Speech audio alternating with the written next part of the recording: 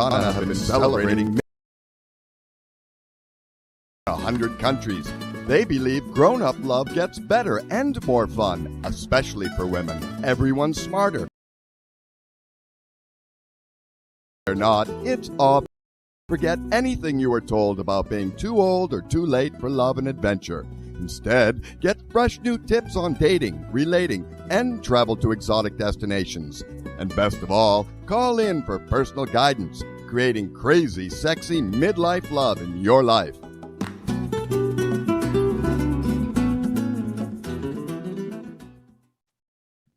And hello, welcome to Crazy Sexy Midlife Love.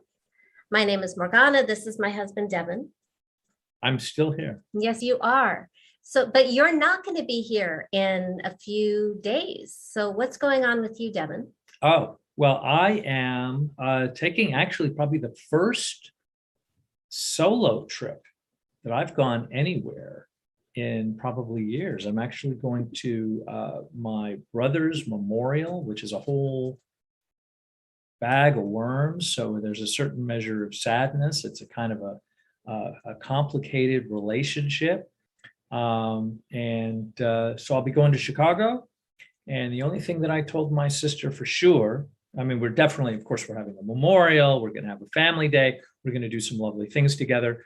But we are, what I have to have is White Castles, which is, you know, for those who don't know, in the Midwest, they have something called White Castles. I think you can get If you haven't seen the movie with Susan Sarandon and right, James Spader. Yeah. There's a bunch of, you know, White Castle references. They're sort of notorious or fantastic or something, and they're actually neither. Really, it's a tiny little hamburger with a big puffy bun, and in between the puffy bun is a paper-thin slice of meat-like substance with usually 3 or 4 micro crystals of onion and a tiny pickle. And this is the stuff we get excited about at midlife. If you don't, no, I'm going to disagree. Okay. I'm going to disagree. I'm going to say that it was. I think it's like an any age treat, because at the time, and now I think you can buy them in specialty stores and things like that, frozen. But at the time, the only way you were going to have White Castles is you were driving to the Midwest. That's what you do, and so. Anytime I went with family, specifically my parents, that was the thing. Like Dad was the first available stop was to get a sack of White Castles because they were this big. And I think when he was young, they were like a penny a piece kind of thing. So you get like a nickel and you get a sack of these little micro burgers that weren't very good. But let's talk about why you're going to Chicago. Right. Is that like a Freudian thing where I'm not wanting to talk about my brother? No, that's just you. Oh, right. Okay. So, yeah. So I'm going for the memorial of my brother who died last year under what I'm understanding is somewhat quasi mysterious circumstances. That's a much longer story. This is very on brand for your family. Yeah, no, very much so. And so he passed away last year in April, and like millions like everybody else, we didn't or couldn't get together, or chose not to get together. And they kept pushing it back and pushing it back and pushing it back. And then about maybe a couple months ago, it was like, okay, I think we're closing in. We're starting to get out of the woods.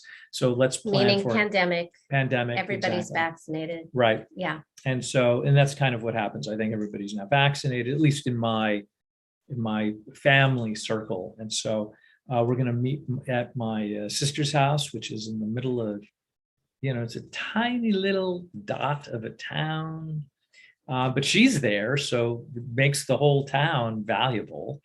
And then I'll have a bunch of nieces and nephews and extended family who are going to be there. But sadly, I will be by myself. But we're going to have, we'll have our adventure. I think we're going to be doing everybody's going to sing songs. Kind of a thing. Well, but there was a lot of drama going into this. Initially, it was going to be a family thing with me and Devin's daughter and Devin going. And I was really looking forward to meeting the family. And now we have new variants, and Devin's mom got very concerned, and then I got very concerned. So now we're taking every safety protocol we possibly can, including when you get back. Oh yeah, no, but so yeah, no. Having concerns is really downplaying the conversation. Yeah. Really, it was like everybody lost their shit, which is fine. I totally get it. Like just where we are in human species. There's only all that one stuff. of you. Right. Well, listen, I get to feel loved, and that's good. And ultimately, the conversation that we had was, well, if you're going to go do this anyway, then you're going to need to quarantine. Which, by the way, is like, okay, fair enough. I can do that. And ironically, I don't know if it was ironic. I mean, there are people in the world that you just are really kind. And so I was calling because usually what I do is like when there's a dilemma, what I like to do is I want to get somebody who's not emotionally invested in the outcome. And truthfully, this is why I believe one of the good reasons of why we have therapists and we have coaches and things like that. I mean, there's great training and other things that people just don't know. But it's great to get the insights of somebody who's not emotionally invested in like the thing, right? Oh, so do we put a hold? It looks like we have. Let's come back to that. Okay, let's. I think we have Sabrina on line 1. Let's bring Sabrina in. Who knows? Okay, I'm going to continue with the story, but first, is Sabrina here? I am here. Hello. Oh, excellent. Let me turn up the sound so I can hear you a little better. Welcome, Sabrina. How are you? I am wonderful. Thanks for inviting me to the platform. Oh, I'm so glad to hear from you. So, Sabrina and I met on a Zoom meeting earlier today, and I invited Sabrina to call in today, if you don't mind my sharing this little bit of background, because if I recall correctly, you met your sweetie later in life. Is that correct? Yes, I did. So, oh my goodness. Should I tell my age? If you Nobody like. knows, This is what it's all about.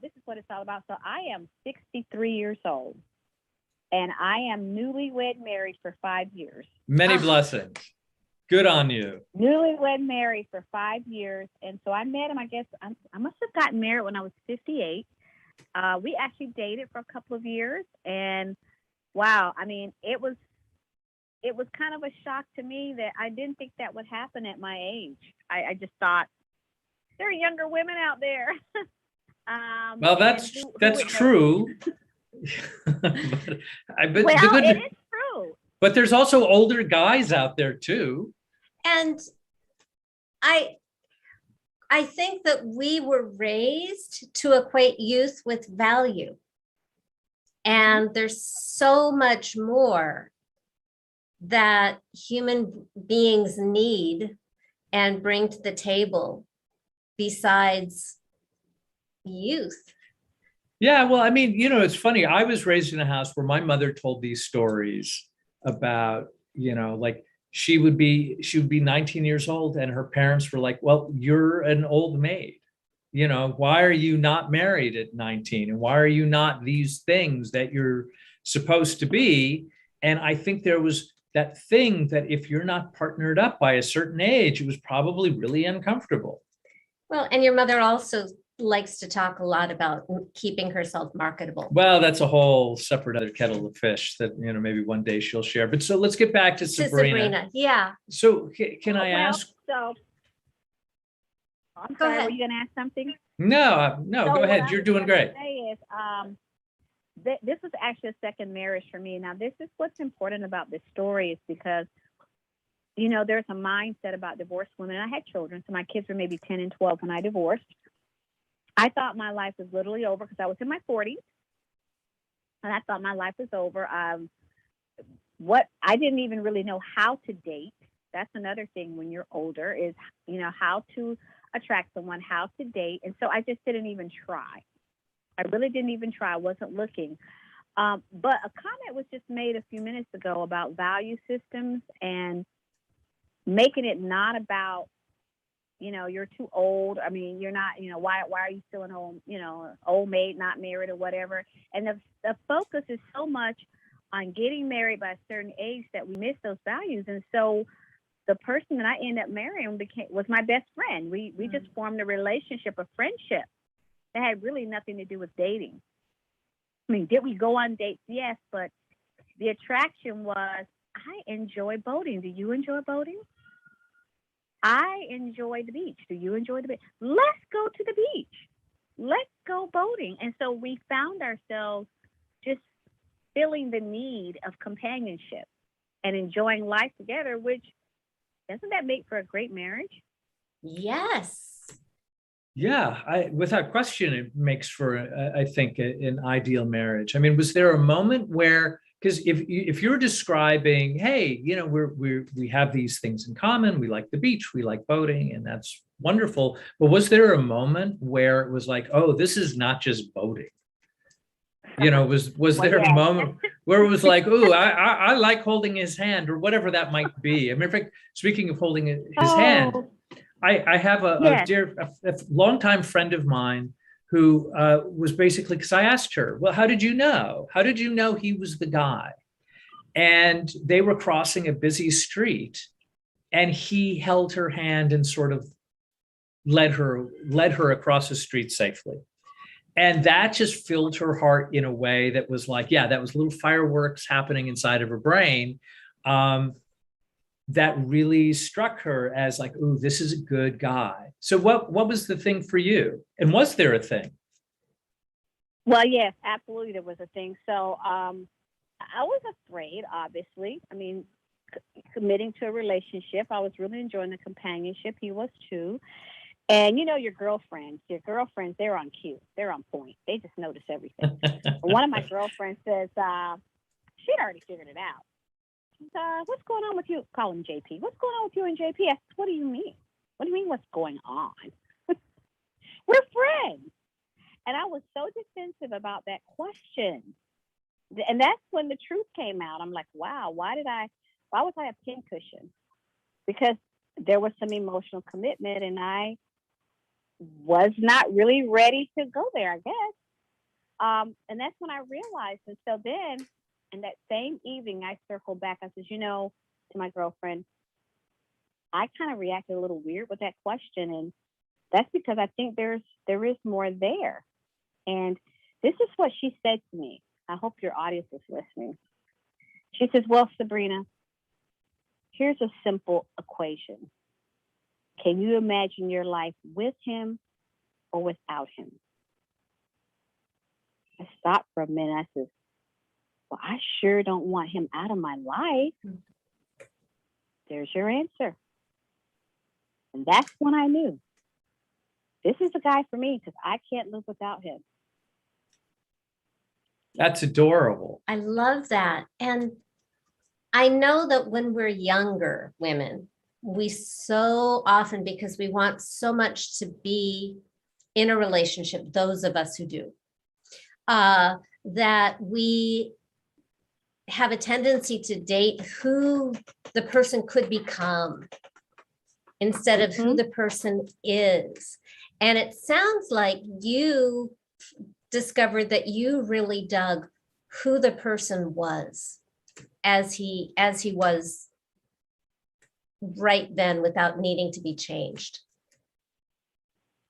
Yes, and let's be clear on that too. We should not have any expectations of change. It's not going to happen. If we can't change ourselves, how can we change someone else? So I had already come to terms with that. What he was exactly what he was. Same for me. And I accepted him whole.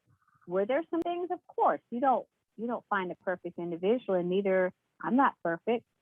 But the whole person was exactly what I needed, and vice versa. I accepted that. I did not expect any change whatsoever. I like this guy. This is a guy that we established once I feel like a teenager. Once we established we were officially dating, we set date night, and I was just telling Morgana today that we still have date night every Friday. Since we've been married 5 years, we dated for a couple of years, is date night. We still do that. By the way, I think having sort of like what I like to call, I like the word ritual, because it just implies that you are consciously doing a thing to create meaningfulness, whether it's date night or whether it's even, okay, I'm going to church or something. Like, I think it's important to have these kind of rituals that continue to bolster the things that we want in our lives. And if we want to have a good relationship, we're probably going to have to do some kind of a something, right? That I'm going to have to be aware of, that I keep doing in order to make sure that that person that I'm in love with knows that I'm in love with them, because the world's a scary place, right? And all kinds of nutty things happen. So I don't want her to lose sight of that.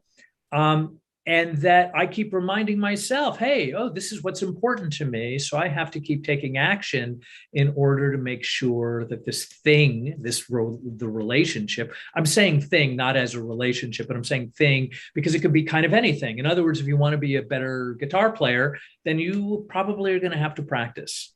So Sabrina, back to you. How is this relationship different than your first marriage?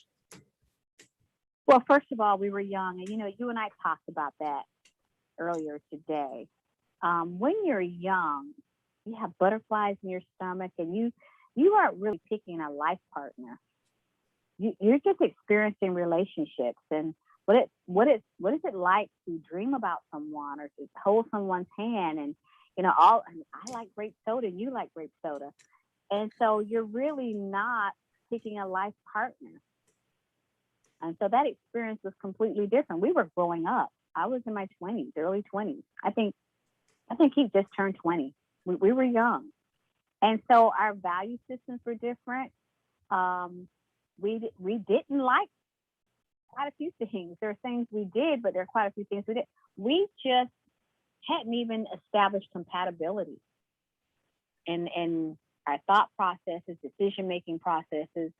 And so it was completely different.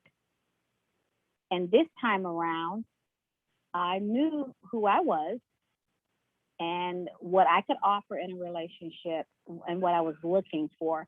And I've heard people say, you have your must-haves and can't stands. Have you guys heard that before? Totally. Yeah, I recommend it.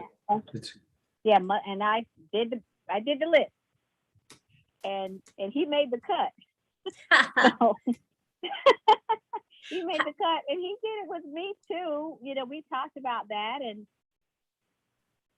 the things, our core value systems, our spirituality, our family values, how we recreate, how we interact. We're both people. So when we meet people, we're both extroverts. We enjoy that. So that makes life a little bit easier than being with someone who's complete opposite. Not that that doesn't work, but someone may be uncomfortable in a lot of scenarios around other people. So all those things kind of blended. So yes, and my ex-husband was really not an extrovert.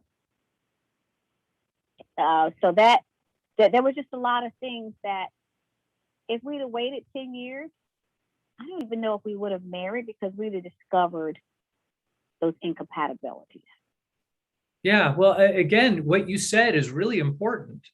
In other words, you were sort of going with your feeling, the butterflies in your stomach, right? And I think we've all been there, especially when we're young, because we don't know what we're doing, and there's this cute person on the other side of the room, and we're attracted. I still get butterflies. Well, butterflies are great. I'm not downplaying butterflies. What I'm saying is that there's a different headspace that's attached in between the butterflies and, okay, now I'm choosing a mate. And I think for somebody, when we're crazy, sexy midlife love, I don't know if we want to necessarily be crazy when we're choosing a life partner. Do you know what I mean? I think we can use the crazy one, like, let's just go out and have fun, versus, oh no, I want to make a serious long-term commitment with another person. I think those are different things. Like, one requires just, I think, more consciousness.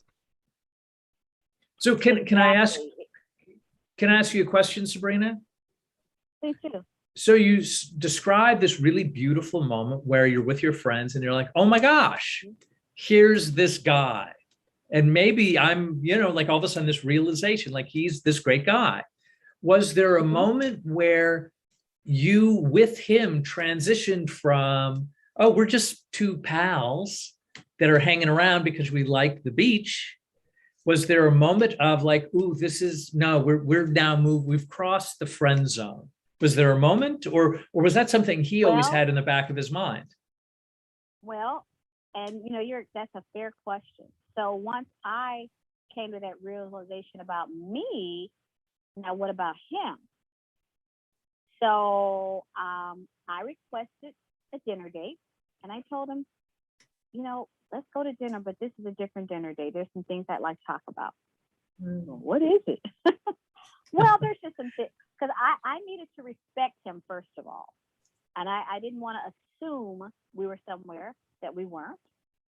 So out of respect for him, and also respect for myself, too.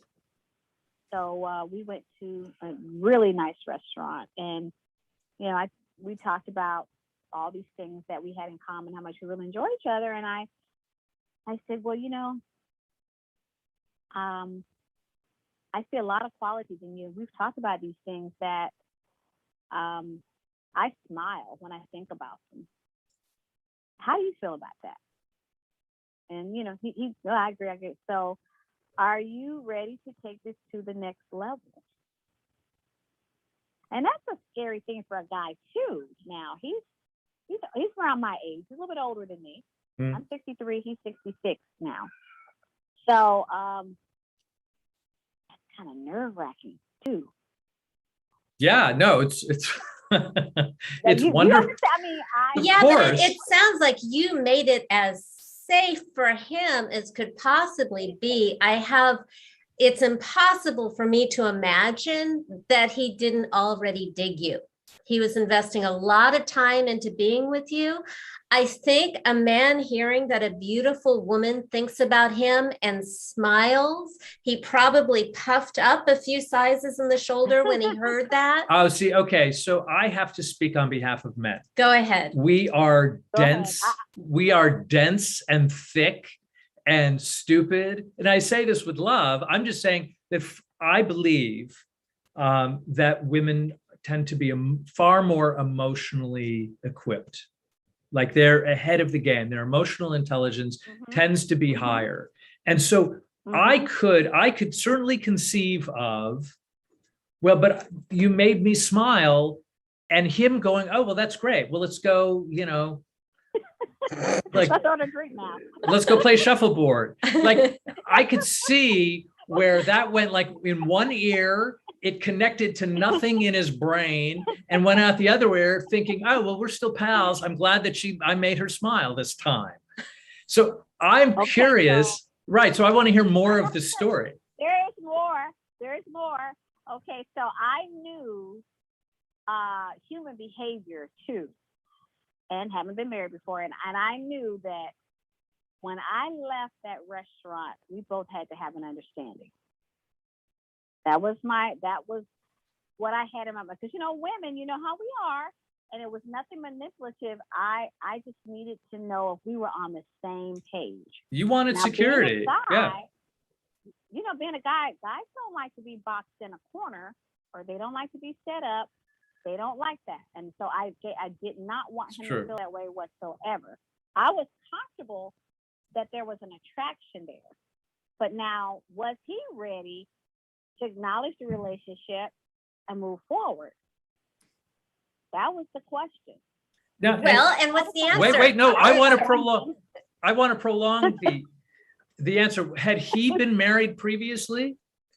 Yes, he had. He had been married previously. And he had been single. So understand, we both had been single for about 10 years. Gotcha. So he was enjoying his singleness. And both of our kids now, I have children, they're 18 and his kids are 8. So we didn't have that in the mix. So there was nothing there. We were free as a bird. I had my home. He had his place. So this was purely, hey, single, cute, handsome guy. are you ready to commit to a relationship? Just commit to a relationship. We're not talking about marriage or anything like that. We are, are you ready to commit to a relationship? Because that, let me tell you, that takes it to another level now. Very much so. Oh yeah, no, I could see him climbing out of the window, but he could also be like, oh, she's making me fall in love with her. So all right. So there we are. It's the cards are, you're asking him to turn the cards face up. Yeah. Oh, that's a good way to put it. Oh, thank you. Face down. Let's turn them up. I Yeah. love that. What do you got? Oh, that's exactly what. Yeah. What do you got? And I saw him twitching a couple times in his seat. Think about my reaction when my girlfriend asked me. What was my reaction? I put those walls up right away. Right, defensive and uncomfortable. I don't want to go there. I don't want to go there. But then again, you start thinking about it. And so, he was twitching a little in his seat, I don't know. And I'm sure he had thought about it. But he really didn't have to think about it because neither one of us pushed each other to that level. Hey, we might have still been dating. I don't know. But at some point, let's define the relationship. And I said, well, this has been a couple of years and not a lot of years, but where are you with this? I said, you deserve to know. I didn't make it about me. You deserve to know because I could be occupying your time that you could be spending with someone else. You deserve to know. Oh, now, in a sense, what I was saying was, can you live with me or live without me? Mm-hmm. In a sense, that's what I was saying to him. And then he didn't want to lose me. He didn't want to lose me. Well, that's great. So I guess he was like, yes, let's move forward. It wasn't, hey, yeah, let's just officially date. He said, you're right. We're older, probably a little fear in there, a little bit older than Morgana was, and a little bit of fear in there. But you know what? We've discovered something here in each other. Let's try to go to the next level. And he said, yeah, I wanna like officially date. We're an official couple because see what happens when you do that. That means we're not dating anybody else. We're not going to be winking and blinking and flirting. I'm not saying that those things happen, but you're a guy, but it means you're off the market. Right. And no more winking and blinking. No more winking and blinking. Right. I love that, by the way. I think that's great. I'm being totally upfront and honest here. So if I have no doubt. Don't happen. I mean, come on. So, and on both sides too. I'm not dating anybody. I can do what I want to do. If I want to flirt, I flirt. So when you establish the virtual contract, so to speak, we're dating, it does change things. And it kind of felt good that we were doing that. But then on the other side, it was a little bit of fear too. We're dating. Hoping that nobody expects us to get married right now. I wasn't saying let's get married. Let's date and see how that feels. Understanding now we're evaluating each other for a life partner from here out and solidifying it possibly because I believe in marriage and get married. And that was a whole different ball game. But it did feel good once we owned our feelings. It felt good. I just love that you got to know each other without any pressure or agenda over a period of time to really get to know each other first, so that you knew who you wanted and you were saying yes to instead of being clouded by fantasy. How did the two of you meet? Well, this is really crazy. So years prior, I knew his ex-wife and he knew my ex-husband, but we didn't know each other. That is really weird.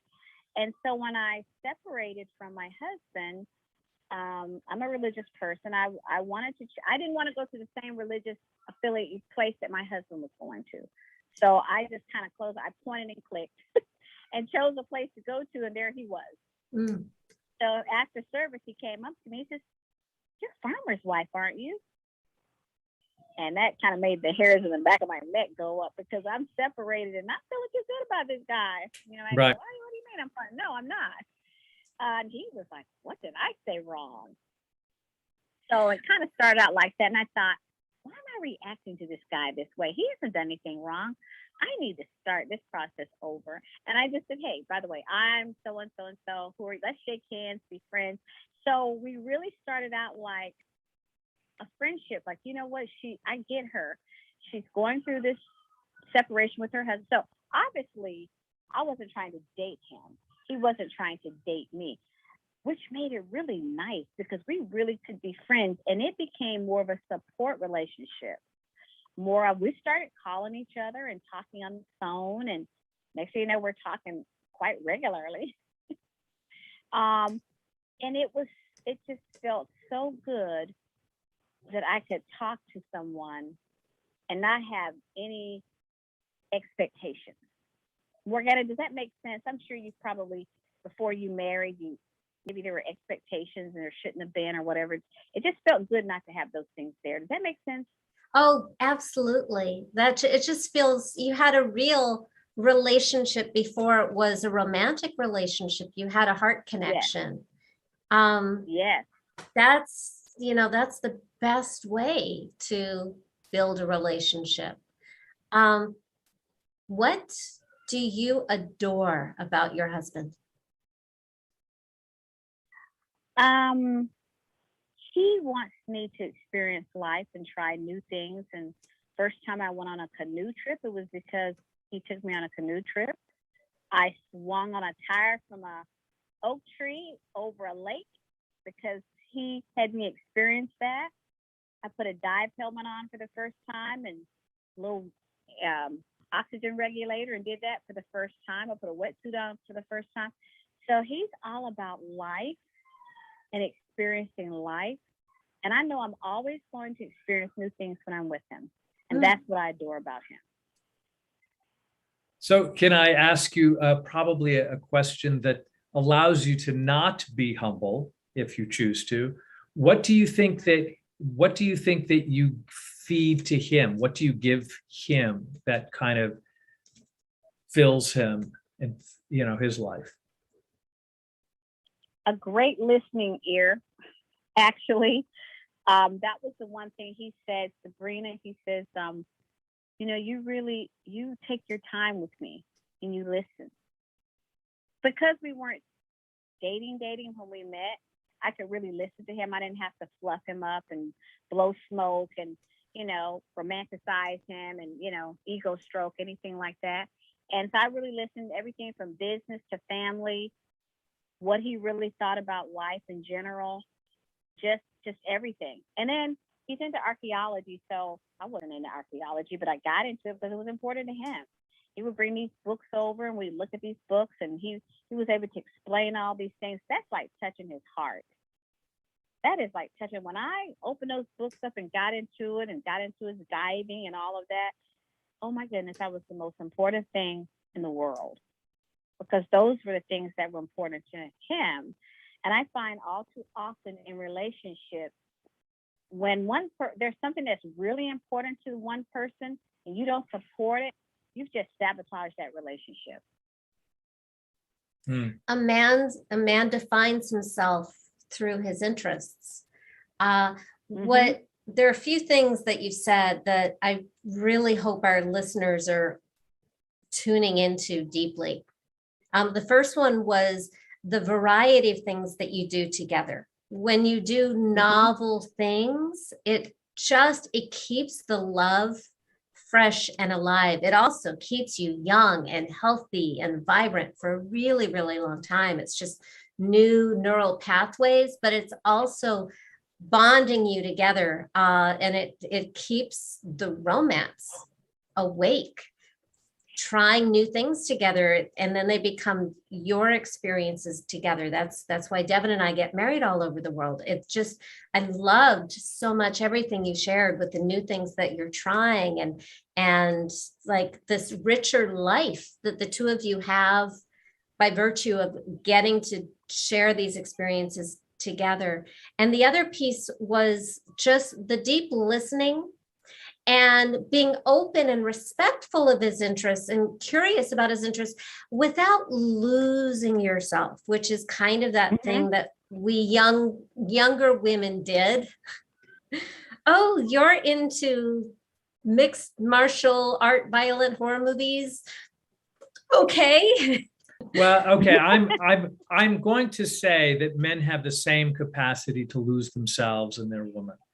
Okay. I think that happens on both sides of the equation. That is just, I think that's what happens sometimes, especially when, you know, the heart is fluttering and we're not necessarily, is this the right person for the long-term committed relationship? I'm just running with this emotional thing. And I think it's very easy to get caught up in that. Well, that's good to know, because I wasn't aware of that because I'm not a guy.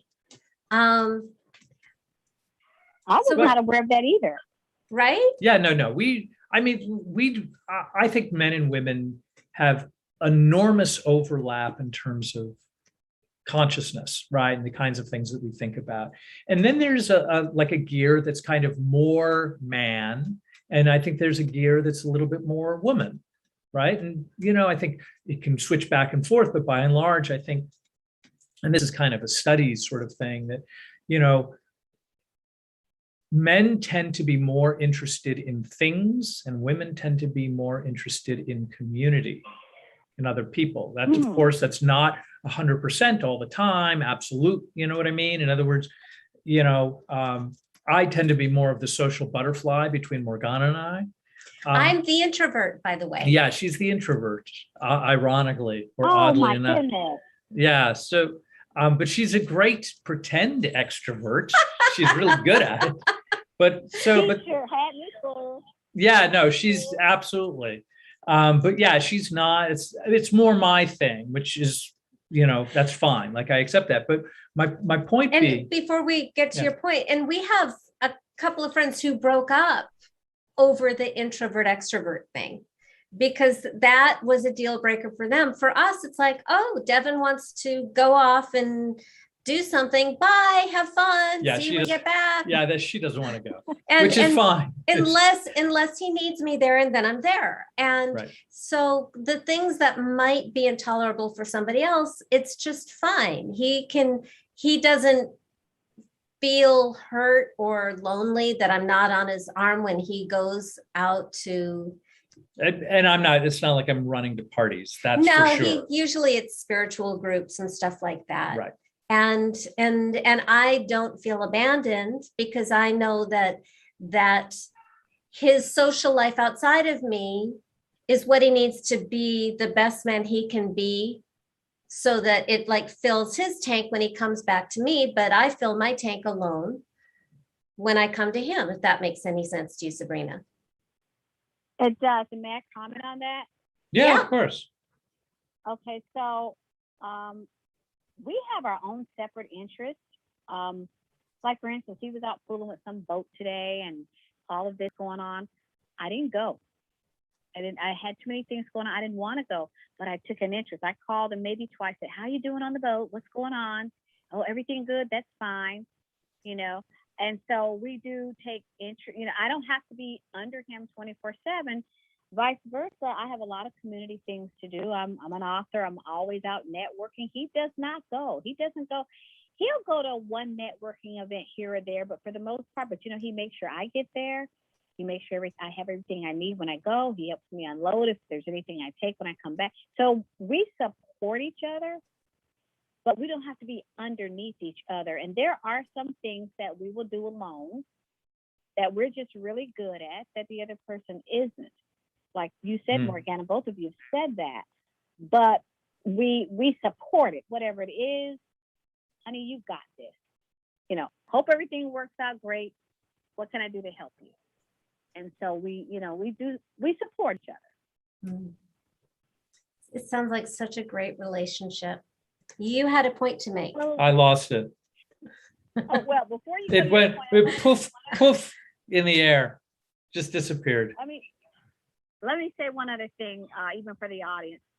One of the things that really cemented our relationship when we were dating, and we still do now, besides the date night, is we took dance lessons together. Now, neither one of us, I mean, we danced independently, but we didn't couple dance. We did. So we just, let's go take dance lessons together. What kind of dance? Salsa and bachata and Merengue? merengue, ballroom, tango. We took all the formal dance lessons and we had a blast, and we still do it now. So one thing that people will tell you is they enjoy seeing us dance together. They love it when we dance together. We love it. We still have that magic and that chemistry, but neither one of us did that before we started dating. We took that on as a let's do this together thing, and we learned together, and we just found that we really enjoy it. And we'll just break out dancing at home. If there's music going on, this is kind of silly, but when Morgana says she still gets the butterflies, if we turn music on, I'll say, let's dance. Or he'll say, let's dance. And we'll just sweep each other across the floor in the living room and dance just because we enjoy it. We understand. Devin and I are West Coast swing dancers, and we took tango. We're hoping to, we bought tickets. We're planning to go to South America and dance in Argentina in January. Right, to do some tango. Word. Yes. So yeah, I get it. I mean, and by the way, we are the couple that if we're at the market and there's good music playing, she'll dance the whole song, but I'll be like, okay, I'll dance a verse with you. We do too. My husband will grab my arm. I'm like, are you going to do this? Yeah. No. Yes. I will say, he's like, yeah, let's do it. Yeah, we're happy to do that. I think it keeps you young. I think it keeps your brain healthy, the whole dancing thing, and lots of good stuff to be sure. And it's so much fun to dance with somebody you love. It's just, music and movement and love. Yeah. It is. And, there are a lot of singles and couples, and I'm sure you've seen that. When they watch you dance, you can tell they wish they were doing the same thing. There's something magical about dancing. But if you're in a relationship where one likes to dance and one doesn't, it's really kind of hard. It really is. I can't even imagine if you didn't enjoy dancing, and I did. But I've seen people look and go, wow, I wish, or they look at their husband or wife and they shake no. They shake their head no. Because they know there is something magical about dancing. Well, my husband actually, I had been a professional ballerina many decades ago, and also did a lot of, modern and jazz and African and tap and all sorts of stuff when I was young. And when we found out that my father had Alzheimer's, I heard from a doctor who said that partner dancing, like what you're doing, is the #1 activity to prevent and reverse dementia.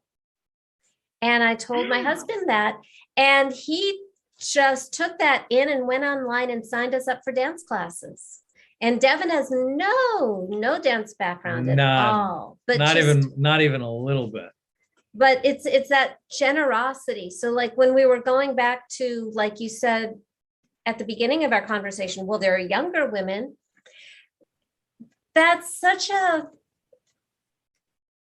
there's so much more to relationship than an experience, that, when you're a grown up, and that's what I love about midlife, is you show up differently, you bring so much, we have experience, we've had our hearts broken, and we learn what matters.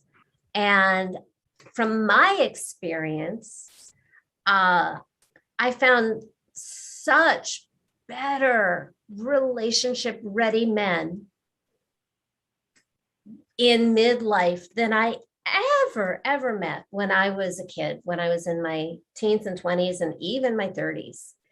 We were all, very kind of well-intentioned, but educated by movies, which is not where to learn about relationship. No, And that's so unrealistic.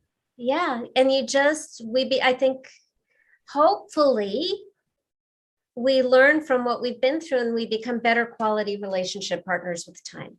Like, don't you think you're a better relationship partner now than you were maybe with your first husband? 100%. I'm a better giver. I'm more patient. I'm realistic. I'm a good listener. I'm grown up now. And I wasn't in my 20s. I was very selfish and self-centered, and Devin, I just didn't understand men. Well, to be quite honest with you, my point that I was trying to make a little bit earlier is that we are in fact different. We just see things differently. We have a different set of, not values per se, but the way we see things is different. It's not like one is better than the other. I kind of look at them as being puzzle pieces that fit together. And it's not going to be the exact same piece that locks in, with the other one.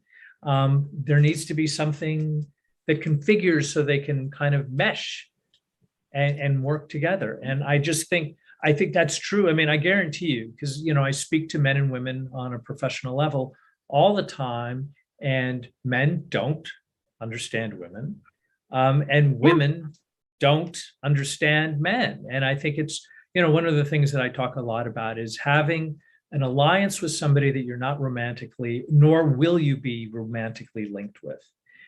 Somebody that you can just say, well, what's the guy's perspective of this? Or what's the woman's perspective on this? And then little by little, that doesn't necessarily mean that all women will agree or all men will agree. As a matter of fact, they won't.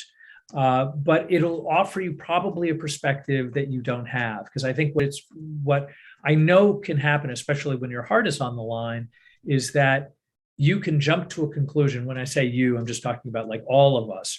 We're capable of jumping to a conclusion based upon the way we might respond to a problem, or we might respond to a particular circumstance, rather than kind of really understanding that there are other ways to get to this conclusion.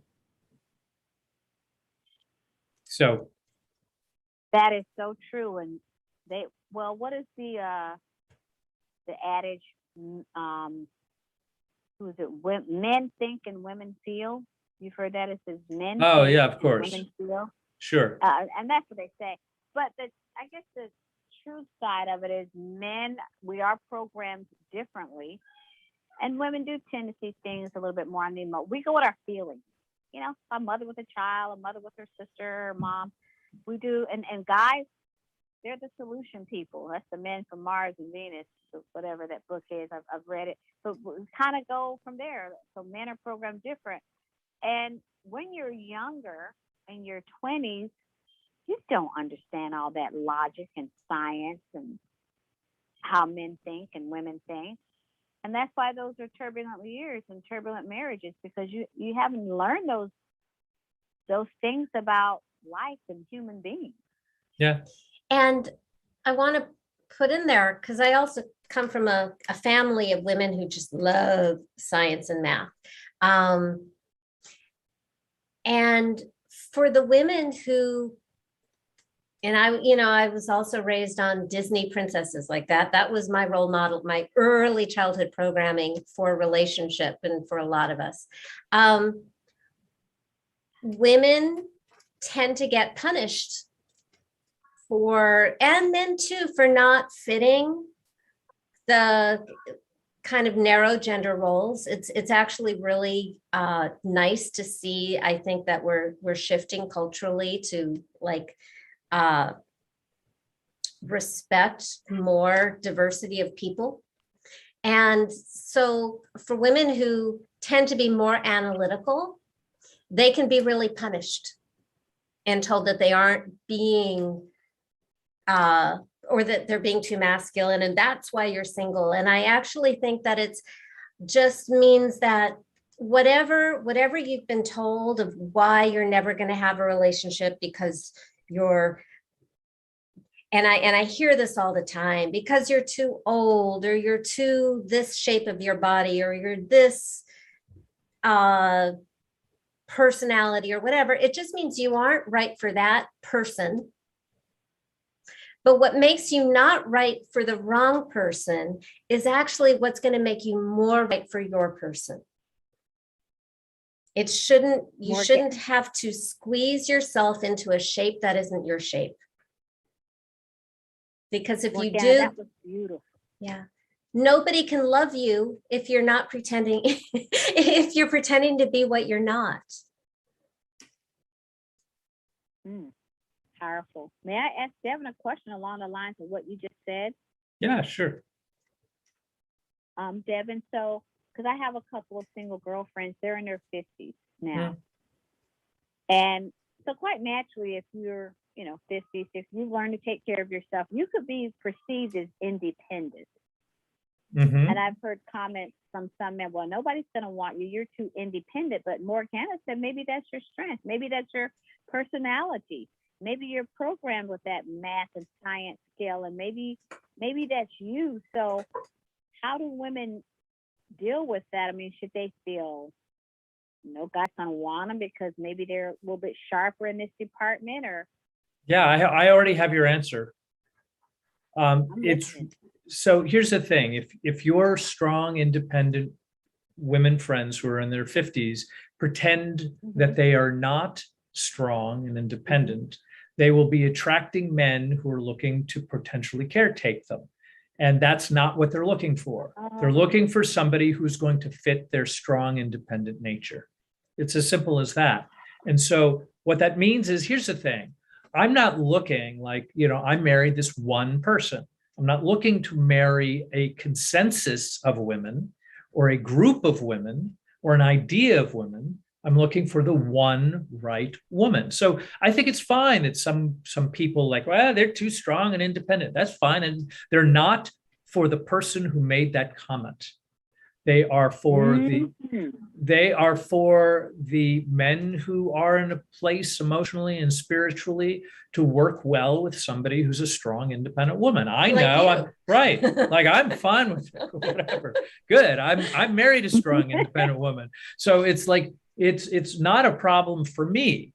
It could be for lots of other men for whatever reason. It's not a right or wrong thing. I'm not intending to be the right man for every single woman.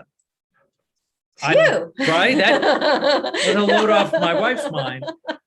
I'm just looking to be a good partner for my wife. And so I guess really what I'm saying is, I think that the women in question that you're referring to should go out and be as strong and independent as they need to be and date as exactly who they are, because that way, if somebody rejects them, they know what they're being rejected by.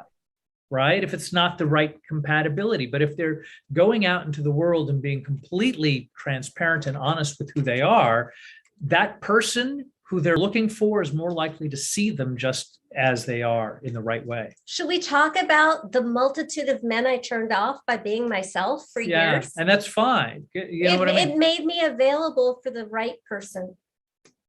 I'm just, all of a sudden I'm realizing that this time has slid by quite quickly.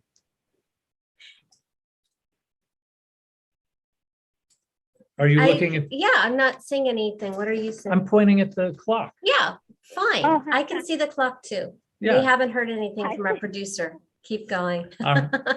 We are such professionals here, Sabrina. Oh, okay. Well, I want to make sure that I invite my single girlfriends to listen to this, because I want to say at least the past 10 minutes specifically to them about their status. And Devin, you made some great points, and you did too, Morgana, about they just haven't met that person that's accepting of them, because they are trying to not show that they're powerful, but not powerful, but they're smart. They're just strong in certain areas, and they are independent. Please have them. Have them call into the show in 2 weeks. Next week we have a guest, so we're not taking calls, but have them call in 2 weeks, because I have a lot of experience on the strong, independent woman side of it. So I have some ideas about things they may be doing that are not helpful to them.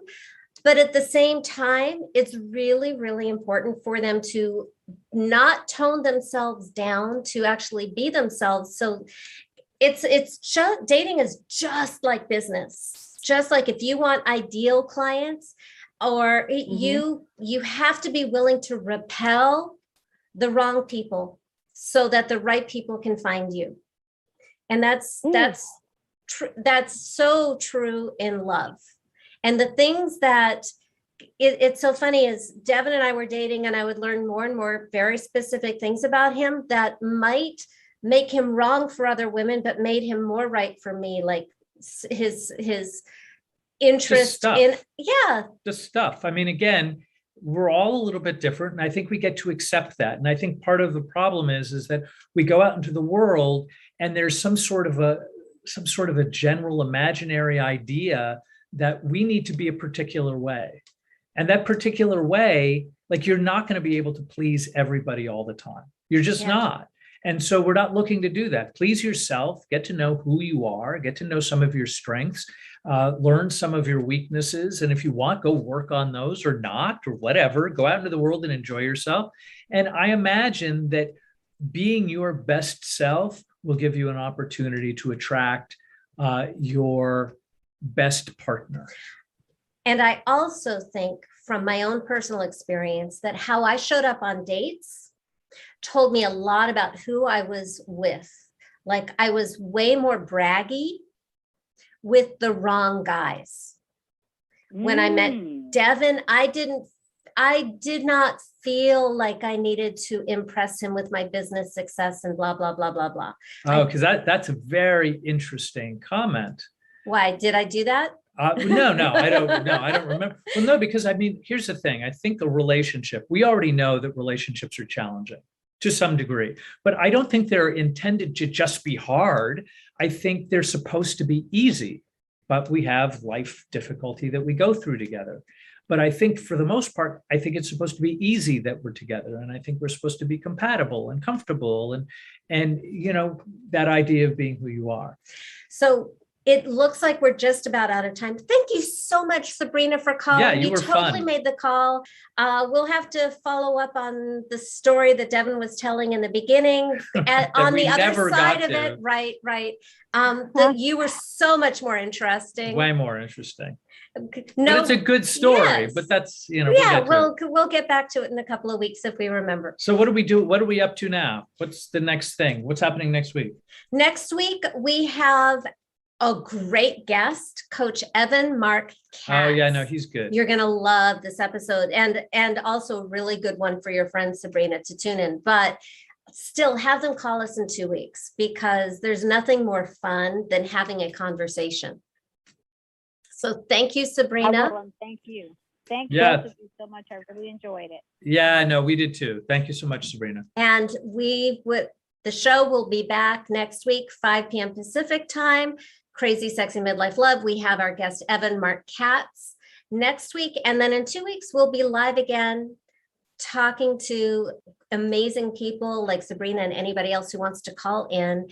And thank you for being with us for another hour of Crazy Sexy Midlife Love. Mwah!